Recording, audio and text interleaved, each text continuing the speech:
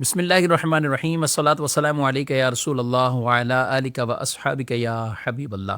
Social media کے ناظرین، السلام علیکم ورحمۃ اللہ وبرکاتہ۔ زکوٰۃ بھی مسلمانوں پر ایک اہم ترین فریضہ ہے، اور ظاہر ہے ہر ایک پر زکوٰۃ فرض نہیں، بلکہ اس کے لیے وہ آدمی، وہ افراد جو صاحب حیثیت ہوں اور جن کو صاحب نصاب کہا جاتا ہے، تو اپنی شرائط کے مطابق ان پر یہ احکامات لاگو ہوتے ہیں۔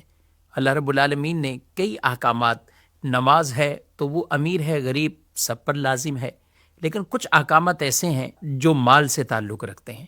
ہم حج کے فریضے کی طرف جاتے ہیں تو اس میں بھی ایک مال کی استطاعت ہونا، یہ ایک ضروری اہم چیز ہے۔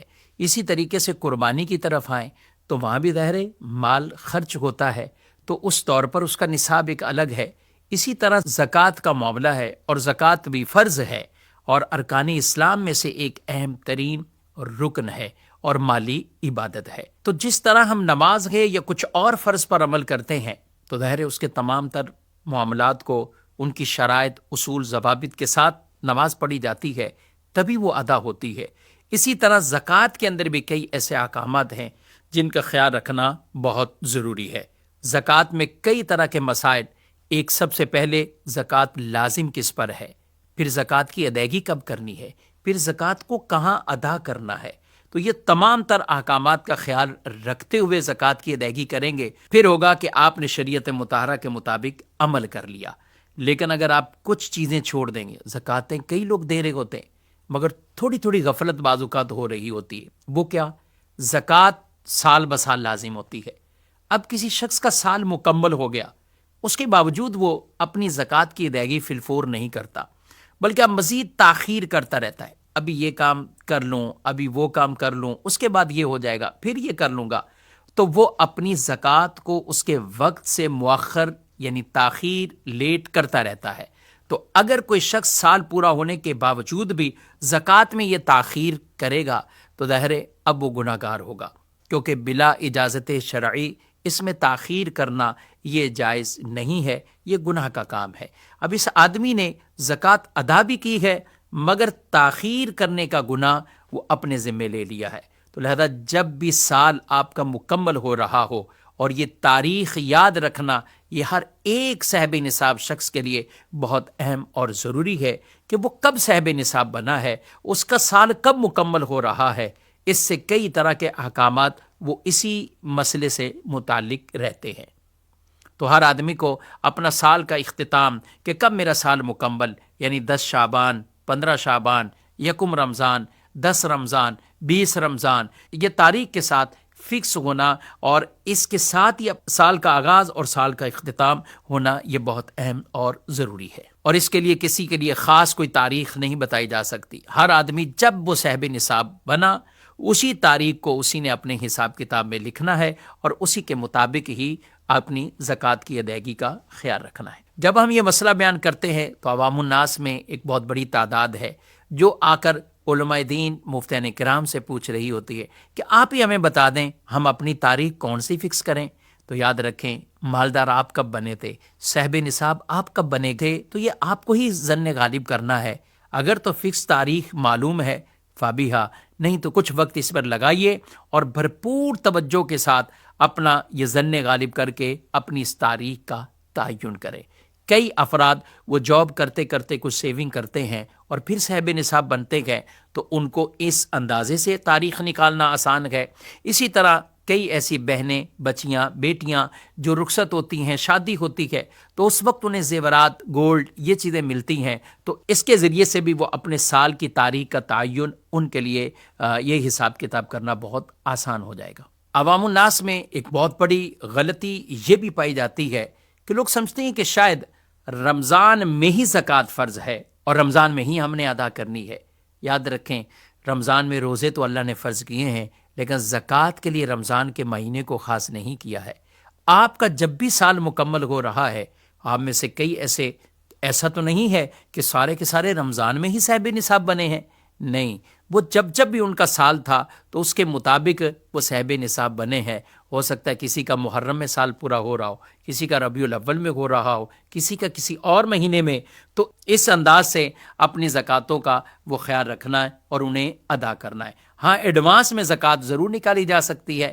مثلا اگر بات کریں کہ کسی شخص کا ربیع الاول میں سال مکمل ہو رہا ہے اور وہ چاہتا ہے کہ میں 6 ماہ پہلے ہی رمضان میں زکوٰۃ کو ادا کر دوں اور ایڈوانس میں زکوٰۃ ادا کر دوں تاکہ رمضان کی برکتیں مل جائیں، اور ایک فرض پر عمل کرنے والے کو 70 گنا بڑھا کر اللہ اجر اور ثواب دیتا ہے، تو میں اس پر عمل کر لوں، تو اگر وہ یہ کرنا چاہتا ہے تو بالکل کر سکتا ہے، لیکن یہ نہیں کر سکتا کہ ربیع الاول آ گیا اور اب وہ زکوٰۃ جو فی الفور دینی تھی وہ کہے 6 مہینے میں روک کر رکھتا ہوں اور رمضان میں اس کو ادا کروں گا۔ آپ ایڈوانس میں آنا چاہیں تو یہ اس کی گنجائش اور اجازت موجود ہے، لیکن یہ نہیں ہو سکتا کہ آپ رمضان میں ثواب حاصل کرنے کے لیے آپ کی زکوٰۃیں تو پہلے سے لازم ہے اور آپ انہیں مؤخر کرتے جائیں اور یوں آپ رمضان تک پہنچا دیں، تو یہ طریقہ ٹھیک نہیں ہے۔ اور ایک اور عوامی غلطی ہے، بہت سے لوگ اور بہت سی خواتین یہ سمجھتی ہیں کہ شاید استعمالی زیور پر وہ زکوٰۃ لازم نہیں ہوتی، اور وہ اسے اس طرح تعبیر کر دیتے ہیں کہ یہ تو استعمال کا ہے، یہ تو ایک طرح کا حاجت میں ہے۔ یاد رکھیے کہ زیور چاہے وہ بسکٹ کی صورت میں ہو، ڈلی کی صورت میں ہو یا زیور کی صورت میں ہو، سونا چاندی، تو ان پر زکوٰۃ لازم ہوتی ہے، جبکہ دیگر شرائط تمام تر اس پہ پائی جائیں۔ اگر کوئی خواتین استعمال بھی کرتی ہیں تب بھی زکوٰۃ ہے، استعمال نہیں کرتی، نارمل صورت میں ان کے پاس گولڈ جمع ہے، تب بھی زکوٰۃ ان پر لازم ہوگی، جبکہ ان کا وزن وہ نصاب کے برابر میں پورا ہو رہا ہو۔ نبی پاک صلی اللہ علیہ وآلہ وسلم کی بارگاہ میں کچھ خواتین حاضر ہوئیں، ان کے ہاتھوں میں سونے کے کنگن تھے۔ آپ صلی اللہ علیہ وسلم نے ارشاد فرمایا، تم اس کی زکوٰۃ ادا کرتی ہو؟ عرض کی نہیں۔ فرمایا کہ کیا تم اسے پسند کرتی ہو کہ اللہ تعالیٰ تمہیں آگ کے کنگن پہنائے؟ عرض کی نہیں۔ فرمایا تو تم اس کی زکوٰۃ ادا کرو۔ تو یہ ان کے لیے بطور خاص حدیث پاک کہ جس میں پہننے کے زیورات، ان پر بھی زکوٰۃ کو رسول مکرم صلی اللہ علیہ وسلم نے لازم فرمایا ہے۔ کچھ لوگ اپنے پاس زیورات جمع کر کے رکھتے ہیں اور کچھ سیونگ بھی ہوتی ہے، اور ان کا مقصد یہ ہوتا ہے کہ آگے جا کر بچوں کی شادی کرنی ہے، یہ ان کی نیت سے ہم بچیوں کو دے دیں گے، ہمارے بیٹوں کی شادیاں ہیں ان میں ہم ان چیزوں کو استعمال کریں گے۔ یاد رکھیں کہ چاہے آپ نے زیور آگے جا کر بچیوں کو دینا ہے، بیٹیوں کو دینا ہے، یا بیٹے کی شادی کے اندر اس سیونگ کو، اس مال کو استعمال کرنا ہے، یہاں تک کہ آپ کے کوئی اور بھی ارادے ہوں کہ آپ نے کوئی پلاٹ یا گھر یا کوئی بھی چیز ایسی ہے کہ جو آپ نے آگے جا کر خریدنی ہے، لیکن ابھی وقت وہ زکوٰۃ کا ہو گیا، آپ کا سال پورا ہو گیا، وہ آپ کے پاس کرنسی کی صورت میں موجود ہوں یا دیگر زیورات جو بھی آپ کی ملکیت میں ہیں، تو ان تمام کو ملا کر ان کی زکوٰۃ ادا کرنا یہ آپ پر لازم ہوگا۔ یہ نہیں ہو سکتا کہ آپ اس پر یہ ذہن بنا لیں کہ آگے جا کر مجھے یہ فلاں مصرف میں اسے استعمال کرنا ہے، تو اس وجہ سے زکوٰۃ معاف نہیں ہوتی۔ کچھ لوگ نصاب کو شامل کرنے میں پورے گھر کا حساب کتاب کرتے ہیں، مثلا شوہر کے پاس کیا ہے، بیوی کے پاس کیا ہے، بچوں کی ملکیت میں کیا ہے، سب کو ملا کر کہتے ہیں صاحب نصاب ہو گئے، اور اگر ان کو جدا جدا دیکھا جائے تو یہ نصاب کو پورا نہیں اترتے۔ تو یہ یاد رکھیں مسئلہ کہ ہر ایک کا انفرادی اپنا نصاب دیکھا جاتا ہے۔ شوہر کے پاس کتنا ہے اسے دیکھا جائے گا، بیوی کے پاس کیا ہے اسے دیکھا جائے گا، اور بچوں اور جن کے پاس گھر کے دیگر افراد ہیں تو ہر ایک کا اپنا اپنا اعتبار ہے۔ یوں نہیں ہوتا کہ سب کا ملا کر اسے صاحب نصاب سمجھا جائے، تو ایسا نہیں ہے۔ تو اس مسئلے کی وجہ سے بعض اوقات یوں ہو سکتا ہے شوہر پر زکوٰۃ نہیں بن رہی، بیوی پر زکوٰۃ بن رہی ہو۔ اسی طرح بچوں کی ملکیت میں اگر واقع ہی وہ زیورات ہیں یا چیزیں ہیں اور بچے نابالغ ہیں تو نابالغ پر بھی زکوٰۃ نہیں ہے۔ اسی طریقے سے زیور تو ہے لیکن وہ نصاب کو اتنا نہیں ہے، تب بھی زکوٰۃ لازم نہیں ہوگی۔ ناظرین کرام، یہ مسئلہ بہت یاد کرنے والا ہے۔